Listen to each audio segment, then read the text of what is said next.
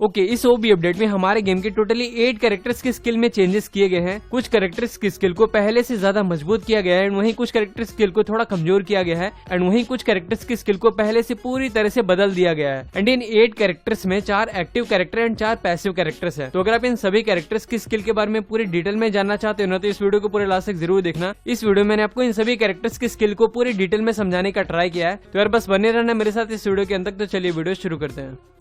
देखो, सबसे पहले मैं आपको एक्टिव कैरेक्टर्स के बारे में बताऊंगा, फिर मैं उसके बाद आपको पैसिव कैरेक्टर्स के बारे में बताऊंगा। तो एक्टिव कैरेक्टर में हमारा सबसे पहला कैरेक्टर है आलोक। आलोक की स्किल को इस अपडेट में थोड़ा कमजोर कर दिया गया है। इस अपडेट से पहले जो आप आलोक कैरेक्टर का यूज करते थे ना, तो आपको 10 सेकंड तक हर एक सेकंड में 5-5 एचपी मिलता रहता था, यानी कि आपको टोटली 50 एचपी मिलता था। बट अब से अगर आप आलोक का यूज करते हो ना, तो आपको हर एक सेकंड सिर्फ 3 ही एचपी मिलेगा, यानी कि आपको टोटली 30 एचपी मिलने वाला है। अब आलोक की एचपी देने की पावर तो कम कर दी गई है, लेकिन इसका जो कूलडाउन का टाइम है ना, इसे और भी 5 सेकंड कम कर दिया गया है, यानी कि से आलोक कैरेक्टर का स्किल 45 सेकंड में ही फिर से रिचार्ज हो जाएगा। एंड ये चीज मेरे को काफी अच्छी लगी है। एंड साथ ही मैं आपको एक और चीज बताता हूँ कि अगर आप आलोक का यूज करते हो ना, तो आपका स्प्रिंटिंग स्पीड 15% और भी ज्यादा बढ़ जाएगा, यानी कि आलोक यूज करते टाइम आप 15% और भी ज्यादा तेजी से भाग पाओगे। ये जो 15% ज्यादा स्प्रिंटिंग स्पीड मिलता है ना आपको आलोक से, ये बहुत ही ज्यादा है यार। इसका यूज जब आप CS रैंक में करोगे ना, तो आपको बहुत ज्यादा फायदा मिलेगा। जब मैं आलोक का स्किल यूज करके एनिमी के ऊपर रश करने गया था ना, तो एनिमी ना एकदम शॉक हो गए थे यार कि ये बंदा इतना जल्दी कहाँ से आ गया। तो रशर्स के लिए ना अभी भी आलोक एक बहुत ही ज्यादा यूजफुल कैरेक्टर है।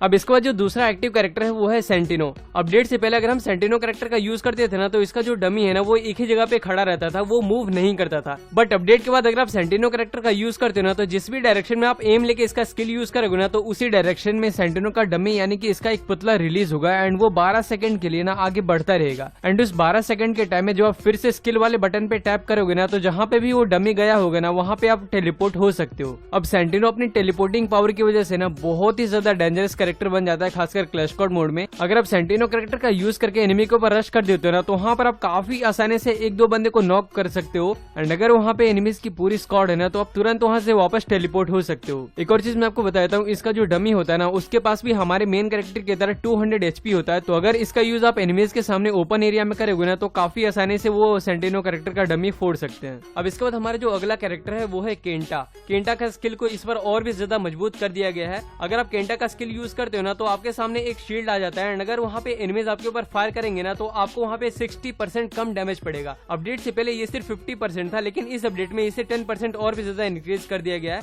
तो अगर आप इसका स्किल यूज करते हो तो आपको यहाँ पे 60% कम डैमेज पड़ेगा। एंड वहीं अगर आप शील्ड लगा के एनिमी के ऊपर वापस फायर करोगे ना, तो आपका ये जो 60% डैमेज है ना, वो 20% हो जाएगा। अपडेट से पहले ये कैरेक्टर सिर्फ 10% डैमेज ब्लॉक करता था जब वो वापस एनिमी के ऊपर फायर करते थे शील्ड लगा के। तो इस चीज को भी इस अपडेट में 10% और भी ज्यादा बढ़ा के 20% कर दिया गया है। तो क्लोज कॉम्बैट के लिए ना ये कैरेक्टर और भी ज्यादा बढ़िया हो गया है। अब इसके बाद हमारा जो फोर्थ एक्टिव कैरेक्टर है वो है जैन कैरेक्टर। जैन कैरेक्टर की स्किल को भी इस अपडेट में और भी ज्यादा बढ़िया बना दिया गया है। अगर आप इस कैरेक्टर का स्किल यूज करते हो ना, तो आपको 8 सेकंड के लिए 50 का टेम्पोररी एचपी मिलता है। एंड इसी के साथ ये कैरेक्टर उस 8 सेकंड में आपका हीलिंग इफेक्ट को 75% ज्यादा बढ़ा देती है। यानी कि समझ रहे हो, अगर आप उस टाइम पे मेडिकेट का यूज करते हो ना, तो ये मेडिकेट आपको उस टाइम पे 75 एचपी की जगह आपको टोटली 131 एचपी देगा। आपको 56 का एक्स्ट्रा एचपी मिलेगा। एंड अगर आपके पास वहाँ पे फोर्थ कैरेक्टर है ना, तो फोर्थ कैरेक्टर आपको 30 एचपी की जगह आपको टोटली 52 का एचपी देगा। एंड साथ ही अगर आपके पास वहाँ पे लियोन कैरेक्टर भी है ना, तो लियोन कैरेक्टर आपको 60 एचपी की जगह आपको टोटली 105 का एचपी देगा। तो अगर आपको ज्यादा हीलिंग बेनिफिट चाहिए ना, तो आप इस कैरेक्टर का स्किल यूज कर सकते हो। अब बात करते हैं पैसिव कैरेक्टर्स के बारे में। तो इसमें जो सबसे पहले पैसिव कैरेक्टर है वो है दशा। दशा का स्किल अपडेट के बाद पूरी तरह से चेंज कर दिया गया है। अपडेट के बाद अगर आप दशा कैरेक्टर का यूज करते हो ना, तो जैसे आप किसी भी बंदे को नॉक करोगे ना, तो नॉक करने के 6 सेकंड तक ना आपका फायरिंग रेट 18% बढ़ जाएगा। एंड इसी के साथ आपका मूवमेंट स्पीड वहाँ पे 12% ज्यादा बढ़ जाएगा। एंड वहाँ पर अगर आप एक बंदे को नॉक करने के बाद फिर से दूसरे बंदे को भी नॉक कर देते हो ना, तो आपका again firing rate 4% and movement speed 3% बढ़ जाएगा। आपके पास ऑलरेडी 18% का फायरिंग रेट एंड 12% का मूवमेंट स्पीड था जब आपने पहले बंदे को नॉक किया था। एंड उस 6 सेकंड में अगर आप और भी बंदे को नॉक कर देते हो ना, तो आपको यहाँ पे एडिशनल बेनिफिट मिलने वाली है। तो ये कैरेक्टर खासकर उस टाइम पे आपको बहुत ज्यादा हेल्प करेगा जब आपके सामने 1v3 या फिर 1v4 का सिचुएशन होगा। जैसे ही आप किसी एक बंदे को नॉक करोगे ना, तो आपका firing rate and movement speed बढ़ जाएगा। तो अपडेट के बाद ना रशर्स कैरेक्टर्स के लिए ये काफी अच्छा कैरेक्टर बन गया है। अब इसके बाद हमारा जो दूसरा पैसिव कैरेक्टर है वो है ओथो। ओथो का स्किल भी इस अपडेट के बाद बहुत ही ज्यादा मस्त कर दिया गया है। अगर आप अपडेट के बाद ओथो कैरेक्टर को लेकर गेम प्ले करोगे ना, तो जैसे ही आप किसी एक बंदे को नॉक करोगे ना, तो अगर उस एनिमी के 20 मीटर के रेडियस में उसका कोई टीममेट है ना, तो उसका टीममेट का भी लोकेशन आपको 4 सेकंड के लिए पता चल जाएगा। उसके टीममेट्स पे मार्क आ जाएगा एंड साथ ही जिन जिन टीममेट्स पे मार्क आए ना, उनका मूवमेंट्स पे 25% कम हो जाएगा। एंड इस कैरेक्टर की एक और मजेदार बात आपको बताऊं, ये कैरेक्टर सारे बेनिफिट्स उस टाइम पे भी आपको देगा जब आपको कोई एनिमी नॉक कर देता है। यानी कि समझ रहे हो, चाहे आप किसी एनिमी को नॉक कर रहे हो या फिर एनिमी आपको नॉक कर रहा है, वहाँ पर उस 20 मीटर के रेडियस में जो भी एनिमीज होंगे ना, उनका लोकेशन आपको 4 सेकंड के लिए पता चल जाएगा एंड साथ ही उनका मूवमेंट पे 25% कम हो जाएगा। अब इसके बाद हमारा थर्ड पैसिव कैरेक्टर है फोर्ड।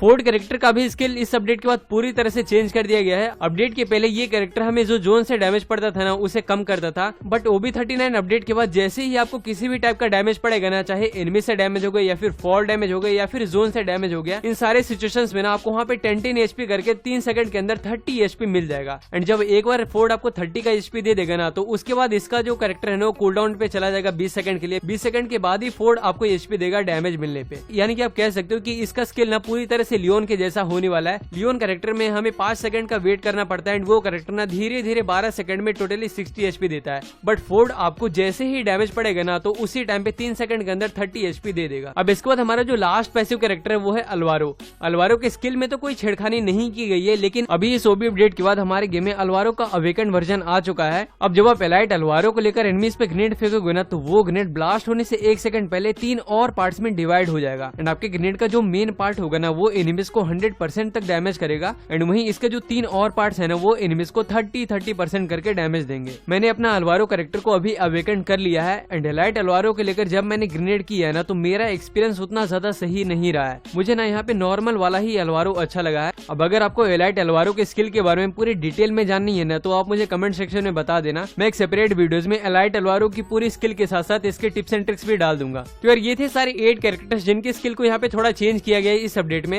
एंड इन सारे कैरेक्टर्स की स्किल के बारे में मैंने आपको इस वीडियो में पूरी अच्छी तरह से बता दिया है। अब अगर आपको वीडियो अच्छा लगा तो इसे 1 लाइक जरूर कर देना, बहुत मेहनत लगी इस वीडियो को बनाने में। एंड अगर आप हमारे चैनल पे नहीं तो इसे सब्सक्राइब भी कर देना। तो तब तक के लिए बाय बाय, मिलते हैं एक और वीडियो में।